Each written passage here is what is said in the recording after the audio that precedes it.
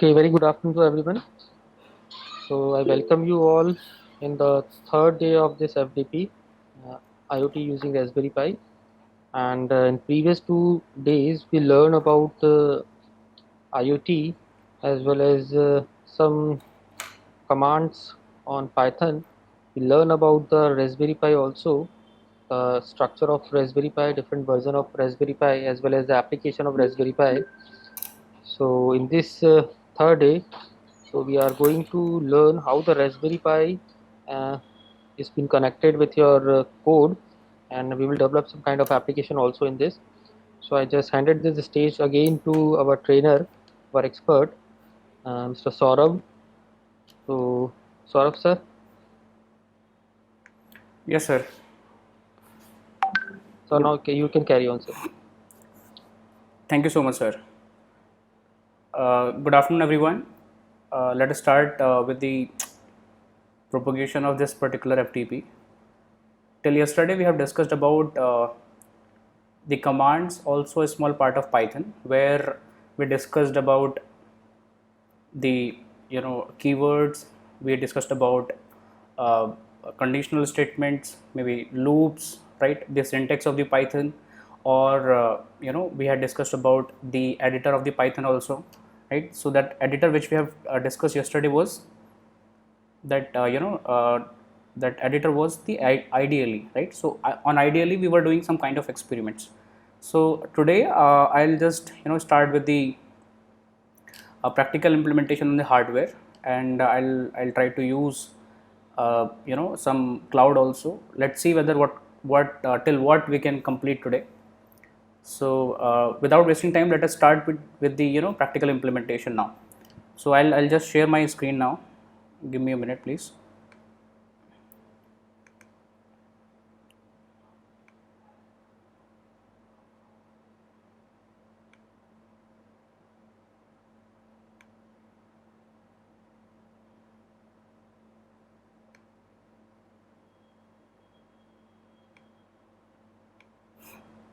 Let me change something. I have to change my camera right now.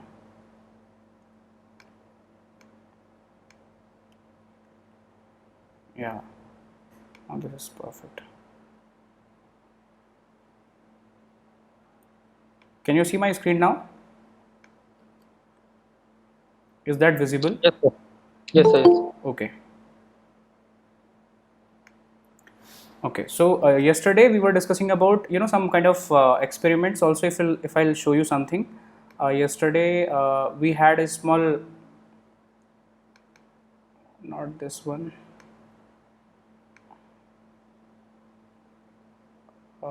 desktop FTP, yeah, this one. So we had discussed about these kind of points, and this was the experiment which we want to implement. So we want to control devices or appliances or external peripherals such as LEDs, maybe bulbs, motors, right? So we have in electronics we have controllers, right? Those controller could be either processor also or microcontroller also, right? So we have controller in the center.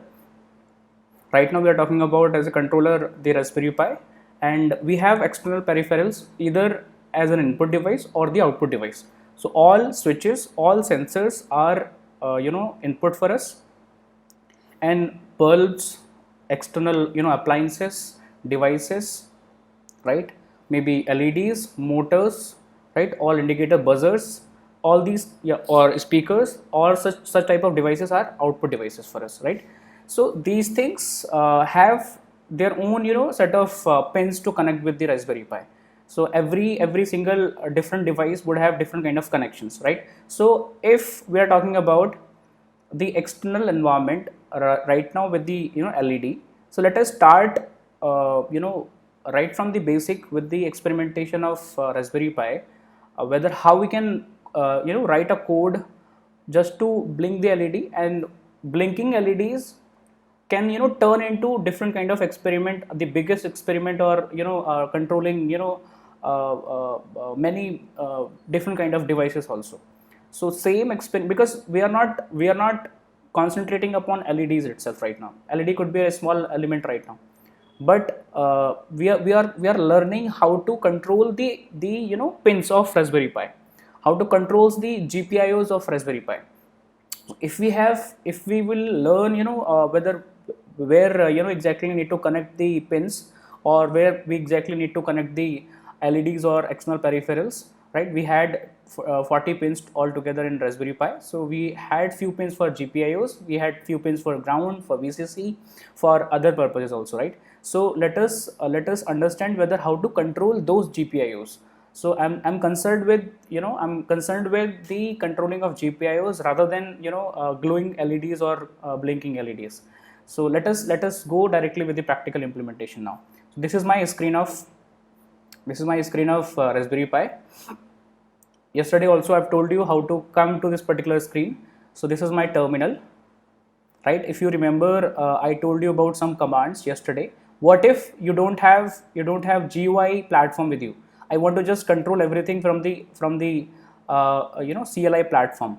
So let me give you one example of making any particular Python program through this particular terminal only. I won't use I'm not going to use any particular GUI method.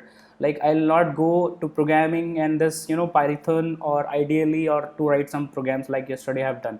So I'll just try to put everything over here, right? So if you'll type Python in this terminal or Python 3, right? So Python would give you an environment of Python 2.7.16, right? If you'll come out from it while typing exit command, you'll come out of this particular environment of 2.7, right? Now if you'll type Python 3, Python 3 command is for this particular editor or this particular interpreter. So we had interpreter of 3.7.3 yesterday also, we have discussed about it, right? So if any particular command which you want to execute here also, right? Suppose if I'll write print hello or hello world, I'm going to explain everything today, so please try to concentrate upon my explanation. If you don't understand that, please ping me or interrupt me in between. So I won't have any issue of interruption in between itself also, because if I'll go ahead and you won't understand anything, I'm sure so explanation of that thing will just go in waste of time. So please try to interrupt me in between it if you don't understand that, right? Also let me know, give me the response if my voice clarity or the screen quality or kind of internet issues will be taking place. Please revert me in this in this chat box or with your mic. So my understanding of telling you about this particular thing was, like, let us understand not to use this GUI platform first. What if we have only this CLI platform? So let us understand how to deal with this particularly, right? Yeah. So yesterday also I have told you that we have few commands. Like this editor is for typing the command, just to test the commands, right? So I want to write the program now, right? I want to write the program now. This was to test the commands only of Python, right? So what we can do, we can use nano command. Yesterday also we have seen that nano command is to edit some programs, right? So nano, I want to start with a new file itself, right? So for new file, let me go to desktop first, desktop, right? CD desktop. Then after let us create some file, touch maybe test1.py, right? .py. So it will create a particular test file over here. See, we have got test file, I guess. If you'll see, yeah, this one. This is your test file, test1.py, right? So now I want to write some code in this particular file. So let us check whether something is there inside or not. So cat test1.py, right? This is the revision also of yesterday's command, whatever we have used, right? So now to edit the code or the file of this particular name, nano test1.py. So it will it will open that particular file itself. So So this is the platform where you can write. So let me write something here, print hello world, right? Then suppose I want to take user input, right? A is equal to input, this is your user input, right? So enter your name please, suppose like that, and whatever you have entered, I want to display with that also. Your name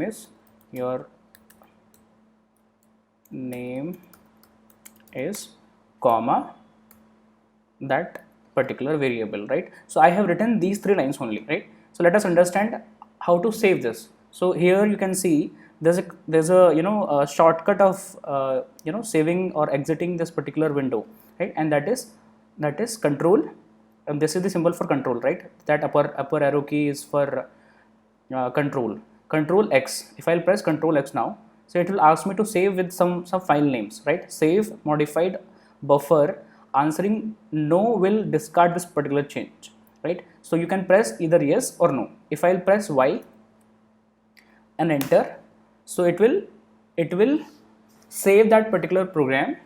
So if I'll open it physically, manually with that particular file itself, so we got this data inside, right? Let's see. If I'll close it, let's see how to run this file folder or folder now, right? So we have a file called test1.py. If I'll be in different folder, suppose I'm in different folder right now, my directory is something else. To get the directory, what was that? Present working directory, that is pwd. So my present working directory is this particular py, right? So inside py we have these kind of folders. However, this test is not available here, right? Because test file is available in desktop itself. So what if I'll type python 3 to execute python 3 programs. Python 3 command is to execute python 3 programs. If I'll enter only python 3, so it will open the python 3 editor, right, on your terminal. So let us exit it now. We don't want that because we want to execute our test1.py program only. So python 3 space test1.py. So it will not execute now because this file is not available. No such file or directory is available on this particular directory of py. So we need to go to desktop first. So how to go? cd desktop, enter. Now we are in desktop. Let us check whether how many files do we have. So abc.txt, dst test1.py, face mask, these kind of files we have. We have test1.py also here now. So let us type same command once again, python 3 and then test1.py, right? So now it will execute the internal program whatever we had. So we had written hello world and then enter your name please, right? So now if I'll enter, my name is Saurav. So it has printed your name is Saurav, right? So whatever I've given the input from my side has been concatenated or has been added with the string of this particular print, right? So this is how you can write the program. This is how you can edit the file also. You can execute the program on command shell or command window or terminal itself, right? So if I'll edit it once again, suppose I want to edit it once again, nano again, then with the same name test1.py, right? If you want to enter something, if you want to edit something, you can edit, right? Suppose now I want to take suppose I want to have while loop, while 1, right, while 1, and then I want to print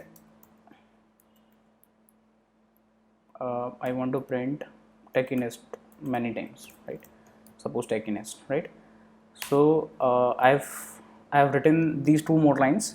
So it will print this techinest n number of times or infinite number of times till I'll execute this program. It will always be printing techinest only, right, in every next line, every new line, right?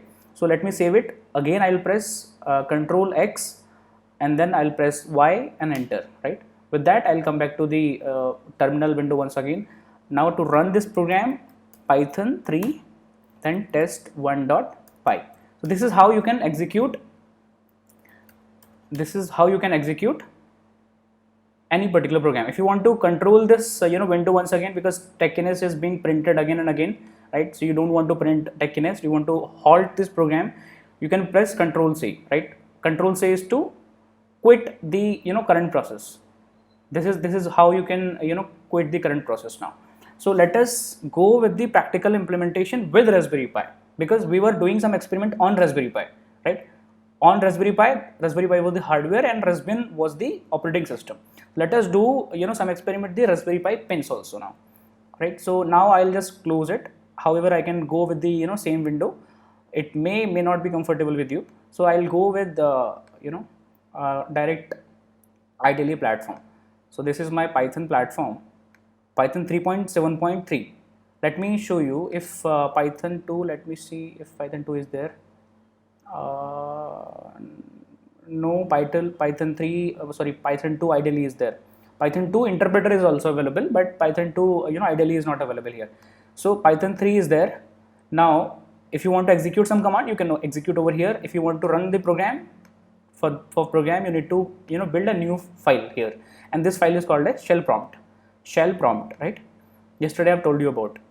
So the first thing that we need to understand is, yesterday I've told you 3 ways of importing any file or any library. Import math, import maybe random, right? Import OS, right?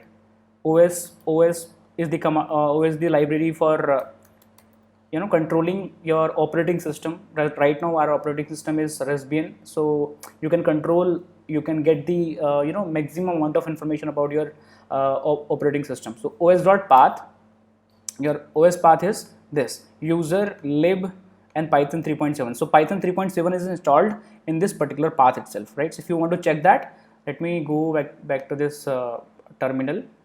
If you want to check whether Python 3 is available over there or not, so let us check. We need to go back to the same place, right? So I am in this folder now. So we want to go to USR, yeah, right? USR is there. USR is there. So USR, to go inside USR, CD USR now, right? So now inside USR we have couple of names, and we need to go to lib, right? This is your lib. So let us go back to lib now, CD lib. Inside that, let us check what is available. So we have couple of libraries available here, a couple of other folders available here. Shall we check Python 3.7? Okay, so let us drag it up on side, right? So we have Python 2.7 and Python 3 also, Python 3.7 both. Because of that only we are able to use Python 2 and Python 3 both on command prompt, right? So this is how you can execute. So this is very beneficial. This library very beneficial to understand the complete complete information about your OS. Physically you can go in this particular folder, you can right click and go in properties to check the property of this particular file. But what if you want to go with the commands only, and you want to run those commands on Python platform? So you have OS library in Python, right? So you can get to know about any particular file, any folder, any location, right? About the the permission of that particular file. If you want to move some file from one place to another, you want to create some data, you want to create some new files, you want to hide some files, right? So all such informations, all such experiments can be done with this particular OS, right? So these libraries we have imported using import command. So import was the keyword, right? Import was the keyword. Now we had another ways from using from command, and with this command, let us see, can we import the same library once again. So from math import, you can write same thing with different ways. Asterisk means all. So if we'll we'll import everything from the math library with this asterisk, so all the commands of math can be used directly without concatenating without using your math as an object. So sine within bracket pi by 2, so you can directly get the answer, right, because of this particular asterisk. Apart from this, you can import using random, or maybe we have time also. We have time library, and it is very important. So I wanted to inform you about this library now. That's why I've told you, I have revised this particular small section of importing the libraries, right, in Python. So import time, as t, right? So with this as also you can import any particular library. So t dot c time, t dot c time. This c time is for current time. So whatever time is there on this operating system in the right corner, right on the top. So it is 1423 Thursday 7th July 2020, right? So whatever a timing is coming over here will be displayed now. So if I'll see this is your time now. This is the current time, 9th July. Sorry, yeah. So it was 9 July, not 7 July. It was 9 July, and time is this much, 2020, and it is Thursday. So this is your pattern of returning the data from this particular command, t dot c time. So if you want to store in different variable, suppose if I want to store in a, so I can write a is equal to t dot c time. So this c time will give me the current timing in this variable of a, right? Similarly, I can get another data in b, t dot c time. So I'll have another time over here, right? So if you will make a difference between b and a, if you will make a difference between b and a, so with that you can get to know about the time difference between two different time stems, right? So suppose you have taken time before running the program, and after running the program, after completion of this program, you want to take one more time stamp, right? So you will get to know whether how much time that particular program will take to complete the operations, or the execution of that program. So with difference of these two values, right, while taking the difference of these two values, you can get to know about the total difference between two timestamps. Cool. Also, you can use this particular format of time to save your databases also in future time. Suppose you want to plot a graph where time is very important factor, where time is the parameter also in x-axis. So with that, whatever new data is coming up will be added in that graph and will be plotted automatically on that graph itself. So that at that time also you can use such kind of library or command to execute with the timing conditions, right? So let us go with the important command which we have to use in our Raspberry Pi, that is t dot sleep. This sleep command gives you a halt, right?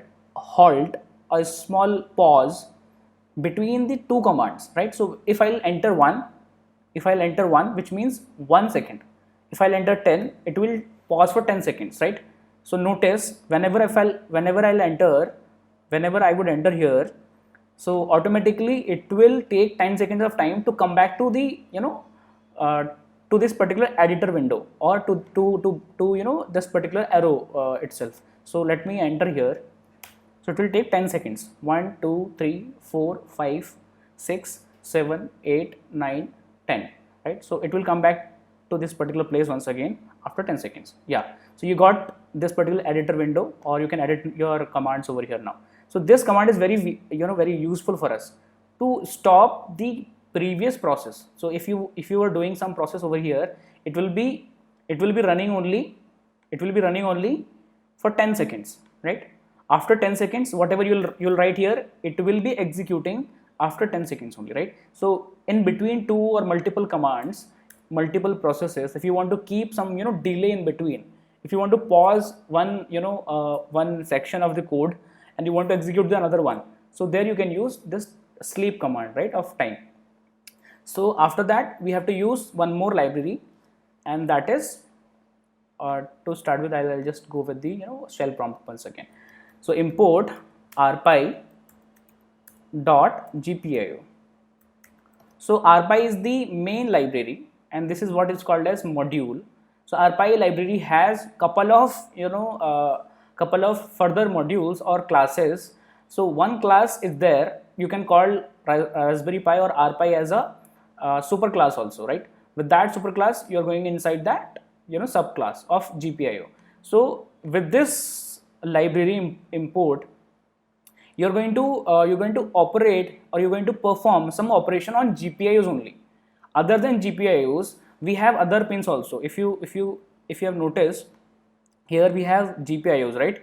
Few GPIOs. This GPIO 14, GPIO 15, GPIO 18, 25, 8, 7, 1, right? Apart from that also we have some more pins, right? So all such different pins where GPIOs are not available, right? So they cannot be used with this particular library, right? Or other functions which are available like SDA, SCL. This is your I2C, right? You want to have the GPCL clock or GP clock, general purpose clock, right? This is 0 PCM, pulse code modulation. This is your USART, right? This is your chip enable, right? So many PWM, right? Pulse width modulation. So many other functions cannot be used directly with this particular library, right? With connection of GPIO, with connection of RPI, we have some more different modules or library classes which we can import, right? Other than RPI.GPIOs. So RPI.GPIO, as suppose I'll use RP. So RP is the variable which will replace to use this kind of long keyword. RPI.GPIO can be replaced with this particular letter now or RP now. So instead of RP, you can write R, you can write RP, you can use any particular word which you find comfortable with, right? So RP dot set mode. Yesterday or day before yesterday, sir has already told what is the meaning of set mode, right? There are two types of mode. We have board mode. So rp.board, BOARD, or rp.bcm. So if you'll write BCM, that is your Broadcom channel method, right? Broadcom channel method means the chip of this Raspberry Pi is made up by Broadcom company. So people have already given their own understanding. People have given their own set of numbers for the pins. So like suppose if I'm talking about GPIO 4, so 4 is the number, however it is connected on 7. So this 4 is called as BCM mode and this 7 is called as board mode. So 1, 2, 3, 4, 5, 6, whatever number is written on this particular pin, right, in sequence is basically the board mode, and whatever number is written with this GPIO is your BCM mode. So either ways, if I'll write BCM and I'll use 4, if I'll use board and I'll use 7, have the same meaning, right? So you can use anything. So I'll use board, and then on this board, because and this mode is to use also to activate the pins also. Without initially when I used to boot this Raspberry Pi, automatically it doesn't work, right? So these pins doesn't have any particular initial status, right? So if you want to activate that particular section of Raspberry Pi, if you want to activate this section of Raspberry Pi of general purpose pins, every other particular portion is working properly or perfectly. Maybe your USBs are working, your LAN is working, your camera section can be working, right? Your display section can be working. This is your camera, this is your display, right? Maybe Wi-Fi or Bluetooth is also working. Let me show you. This is your Bluetooth, it is working properly, and this is your Wi-Fi, it is working properly. Your RTC means real-time clock, so that you're getting the time, current time properly. So everything is working perfectly, right? Instead of that, if you want to activate these kind of pins, because these are open pins on which any conductive metal plate or any conductive wire can be attached, can be poured, right? Because of which any short connection can be taken place. So these pins initially from Broadcom chip doesn't work, right? So if something happens, it won't affect much. It will affect. It doesn't mean whether 5 volt is not coming. Yes, 5 volt is coming, ground is coming, but all GPIOs are deactivated, right? To activate these GPIOs,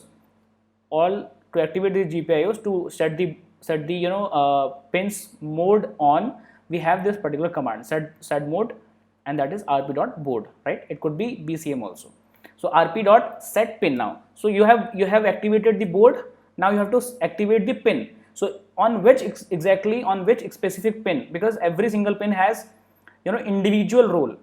You can use this SDA, you use SCL also, you can use GPIO 17 or GPIO 4, any single GPIO pin which is available on, in the group of this particular 40 pin of header or connector, right? So you can use any one of them, but whenever you'll use GPIO 4 has no meaning or making any relation or connection with other GPIOs.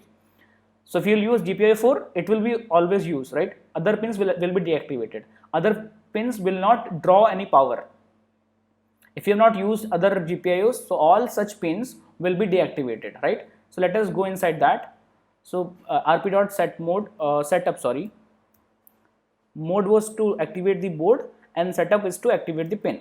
So which pin do you want to execute? Because we were using board now. So board means we'll use the number which are written on this particular pin configuration, right? So we are going to use, suppose, pin number 7, pin number 11, pin number 12, pin number 15, sorry, 13, 12 is on right side.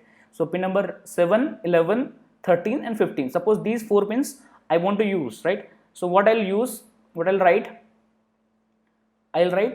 pin number 7, comma, pin number 7, comma, rp dot out.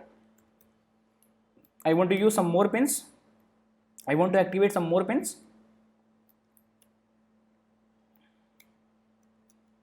Right?